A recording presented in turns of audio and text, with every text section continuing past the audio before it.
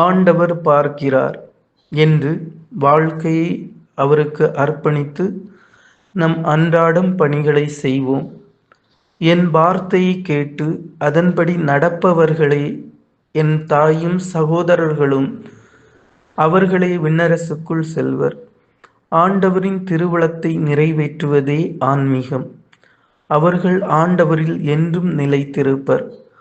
ஒரு பக்கம் செய்யும் தொழிலை தெய்வம் என்று சொல்லி அலைகின்ற ஒரு கூட்டம், அவர்களுக்கு ஜெபமும் இல்லை, விவிலிய வாசிப்பும் இல்லை, நற்கருணை சந்திப்பும் இல்லை, ஆராதனையும் இல்லை. இப்படி ஜெபத்திற்கே நேரமில்லாத ஒரு கூட்டம். இன்னொரு பக்கம் ஜெபத்தை பயன்படுத்தி கொண்டு எந்த பணியும் செய்யாது சோம்பேறிகளாக திரியும் ஒரு கூட்டம். முதலில் கருவுற வேண்டும், அதாவது ஆண்டவரை தேட வேண்டும். அடுத்தது பெற்றெடுக்க வேண்டும். மரியாள் கருவுற்று மகனை பெற்றெடுத்தார். புனித அகுஸ்தினார் கூறுவார், அவர் உதிரத்தில் கருவுற்றது இரண்டாவது, முதலில் மனதில் கருவுற்றார்.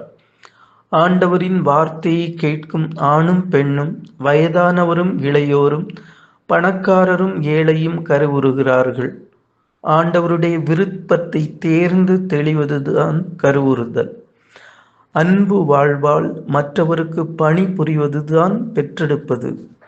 திருக்குடும்பத்தில் வாழ்ந்த அனைவருமே சட்டப்படிதான் அனைத்தையும் செய்தார்கள்.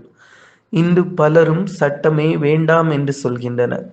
சட்டங்கள் ஆண்டவரின் திருவுளத்தை நிறைவேற்ற நமக்கு துணை புரிகின்றன. சட்டத்தின் அர்த்தத்தை புரிந்து கொண்டு அன்னை மரியாவும் சூசேப்பரும் சட்டப்படி கோயிலுக்கு சென்றார்கள். இயேசுவும் பஸ்கா விழா கொண்டாடினார். குணம் பெற்ற தொழில்நோயாளியை குருவிடம் காண்பிக்க சொன்னார். அவனுக்குரிய காணிக்கையையும் செலுத்த சொன்னார். சிசாருக்கு வரி செலுத்த சொன்னார். ஜெபக்கூடத்திற்கு சென்றார். இப்படி சட்டங்களை ஒழுங்காக பின்பற்றியவர் நம் ஆண்டவர்.